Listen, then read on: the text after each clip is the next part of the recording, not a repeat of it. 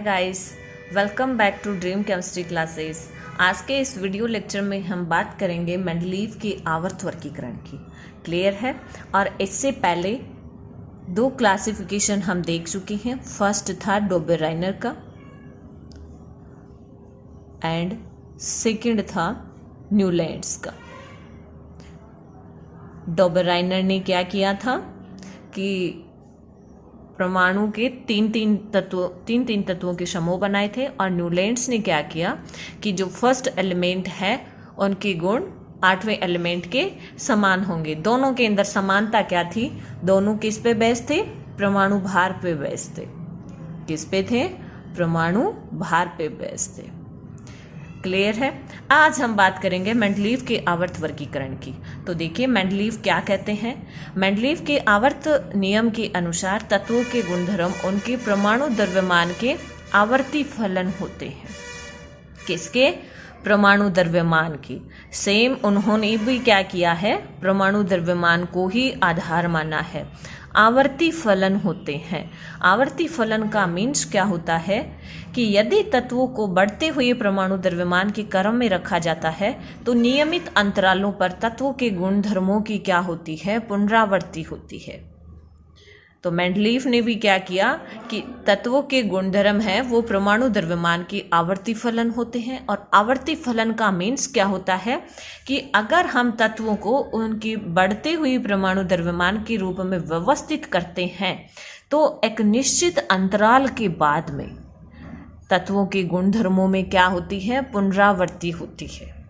Clear है? फिर देखिए जो मेंडलीव हैं इन्होंने आवर्त सारणी में आवर्त और समूह दो ग्रुप में या दो चीज़ों में अपनी आवर्त सारणी को क्लासिफाई किया। किस तरह से?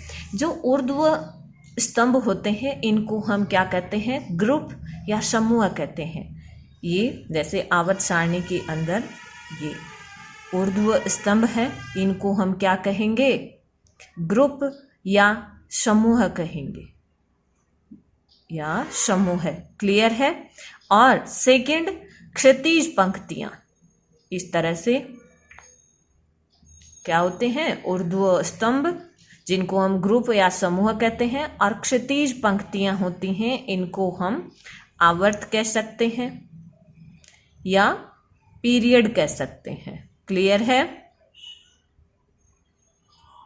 तो देखिए मेंडलीव की आवर्त सारणी के बारे में दो चीजें तो कंफर्म हो गई कि इन्होंने तत्वों को किस रूप में वर्गीकृत किया है? परमाणु द्रव्यमान को बेस माना है। सेकंड, इन्होंने अपनी आवर्त सारणी के अंदर ग्रुप और पीरियड को डिस्कस किया है। फिर हम बात करते हैं कि मेंडलीव ने क्या क्या अचीवमेंट है इनकी पीरियोडिक टेबल की, या जो इन्होंने वर्गीकरण किया है तत्वों का, उनकी क्या क्या उपलब्धियां हैं। तो देखो अब हम बात करेंगे इनके अचीवमेंट्स की। तो फर्स्ट अचीवमेंट्स इनका रहता है कि मेंडलीव ने तत्वों को उनके परमाणु द्रव्यमान के आधार पर वर्गीकृत किया। जो तत्वों का महत्वपूर्ण गुण होता है परमाणु द्रव्यमान। देखिए तत्व जो होता है, कोई भी तत्व होता है उसका एक परमाणु द्रव्यमान होता है। परमाणु द्रव्यमान। क्लियर है? और एक होता है परमाणु क्रमांक। क्लियर है? तो देखो जो परमाणु क्रमांक होता है वो ऑलवेज प्रोटॉन की संख्या के इक्वल होता है। क्लियर है? और जो परमाणु द्रव्यमान है वो हमेशा न्यूट्रॉन प्लस प्रोटॉन के इक्वल होता है। क्लियर है? जैसे हमने लास्ट चैप्टर के अंदर बात की थी 6C12 इस तरह से लिखा था कार्बन को हमने। इसके अंदर देखिए 6 क्या है या 6 क्या है? कार्बन का परमाणु क्रमांक है, और ये इसका सिंबल है या प्रतीक है, और ये क्या है? 12 इसका परमाणु द्रव्यमान है। तो जो मेंडलीव का आवर्त वर्गीकरण है, या हम कह सकते हैं डोबेराइनर, न्यूलैंड या मेंडलीव, तीनों का जो वर्गीकरण है वो किस पे बेस्ड है? परमाणु द्रव्यमान पे बेस्ड है। और ये जो परमाणु द्रव्यमान है ये तत्वों का क्या होता है? एक महत्वपूर्ण गुण होता है। नेक्स्ट इनकी अचीवमेंट है कि मेंडलीव ने अपनी आवर्त सारणी में कुछ स्थान खाली छोड़ दिए और साहस का परिचय देते हुए कुछ नए तत्वों की संभावना व्यक्त की, जैसे स्कैंडियम, गैलियम तथा जर्मेनियम की खोज बाद में हुई।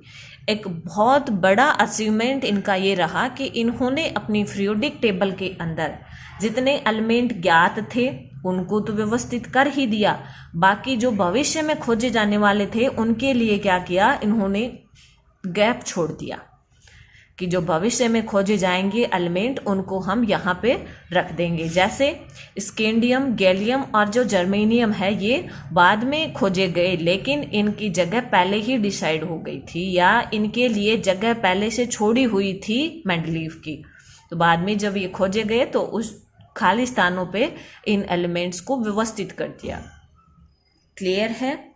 फिर हम बात करेंगे कि नेक्स्ट इनका अचीवमेंट वो है कि इन्होंने भविष्य में खोजे जाने वाले तत्वों की भविष्यवाणी कर दी। बाद में जब अक्रिय गैसों को खोजा गया तब बिना पहले व्यवस्था के खराब किए इन्होंने आवर्त सारणी में स्थान दे दिया। देखिए एक न्यू वर्ड आया है, अक्रिय गैसें।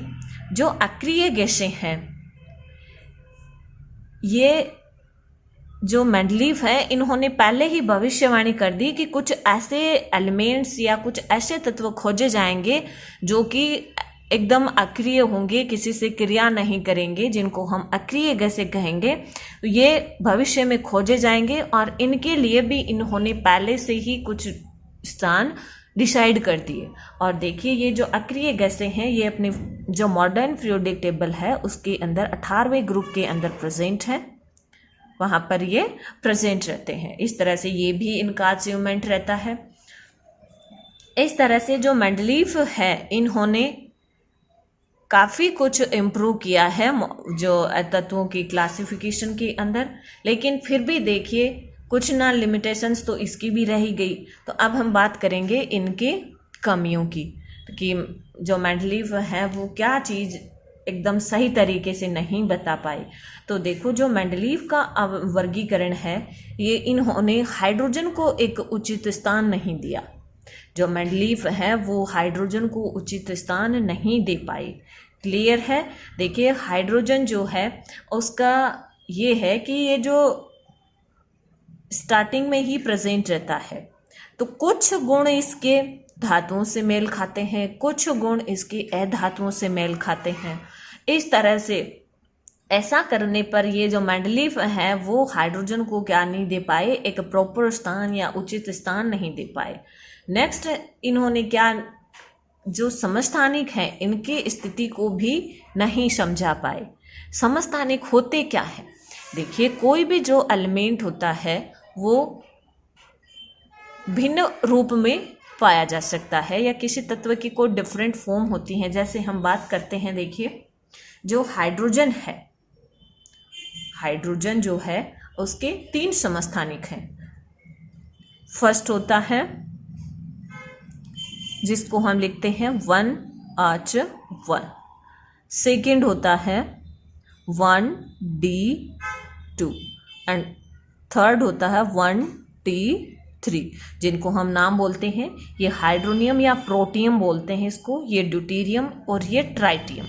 तो देखो ये समस्थानिक हैं, इसका क्या मतलब है कि इनका परमाणु क्रमांक, क्या चीज, परमाणु क्रमांक सेम होता है और डिफरेंट क्या होता है, परमाणु द्रव्यमान इनका डिफरेंट होता है।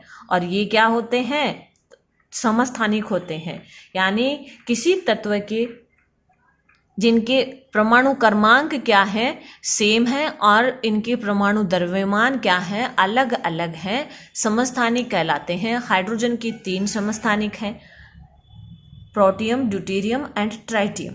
क्लियर है। तो जो मेंडलीव हैं वो इनको एक निश्चित स्थान या सही स्थान या इनकी स्थिति को नहीं समझा पाए। क्यों नहीं समझा पाए? देखिए जो परमाणु द्रव्यमान है एक ही तत्व को या जो इनके 3 समस्थानिक हैं इनको एक जगह भी नहीं रख सकते, अलग अलग या किस तरह से रखेंगे ये मेंडलीव नहीं समझा पाए। क्लियर है। नेक्स्ट इनकी कमी थी कि मेंडलीव का वर्गीकरण परमाणु द्रव्यमान पर आधारित था, लेकिन परमाणु द्रव्यमान किसी एक तत्व से अगले तत्व के तक एक नियमित रूप से नहीं बढ़ता, इसलिए यह बताना संभव नहीं था कि 2 तत्वों के बीच कितने तत्वों को खोजा जा सकता है। क्लियर है। नेक्स्ट हम बात करेंगे कि कई स्थानों पर उच्च परमाणु द्रव्यमान वाले तत्वों को कम परमाणु द्रव्यमान वाले तत्वों से पहले रखा गया, जैसे कोबाल्ट को निकेल के पहले रखा गया। यानी इन्होंने अपना जो बेस माना या क्लासिफिकेशन का जो आधार इन्होंने माना वो क्या माना था, परमाणु द्रव्यमान माना था। क्लियर है। परमाणु द्रव्यमान के बढ़ते हुए क्रम में इन्होंने एलिमेंट्स को व्यवस्थित किया था, लेकिन इस रूप में भी इन्होंने इस तरह से ये नहीं समझा पाए एलिमेंट्स को कि दो तत्वों के बीच में कितने और एलिमेंट्स आ सकते हैं, और कई स्थानों पर इनका जो बढ़ता हुआ क्रम है परमाणु द्रव्यमान का वो भी क्या हो गया, गलत सिद्ध हुआ। जैसे कोबाल्ट को इन्होंने क्या कर दिया, निकेल के पहले रख दिया। इस तरह से जो मेंडलीफ है इनकी कुछ कमियां हैं, जैसे हाइड्रोजन को उचित स्थान नहीं दे पाना और समस्थानिकों की स्थिति को नहीं समझा पाना, और ये डिसाइड नहीं कर पाए कि दो तत्वों के बीच में कितने और तत्व आ सकते हैं। तो ये जो परमाणु द्रव्यमान को लेकर के इन्होंने क्लासिफिकेशन किया ये भी बाद में गलत सिद्ध हो गया। क्लियर है। नेक्स्ट वीडियो के अंदर हम बात करेंगे जो अपना आधुनिक क्लासिफिकेशन है उसके बारे में। तब तक आप इस वीडियो को देखिए। अगर आपको वीडियो पसंद आते हैं तो आप इसको लाइक और शेयर करें, और जो अपना चैनल है ड्रीम केमिस्ट्री क्लासेज उसको सब्सक्राइब करें ताकि लेटेस्ट वीडियो की नोटिफिकेशन आप तक पहुंच सकें। Thank you.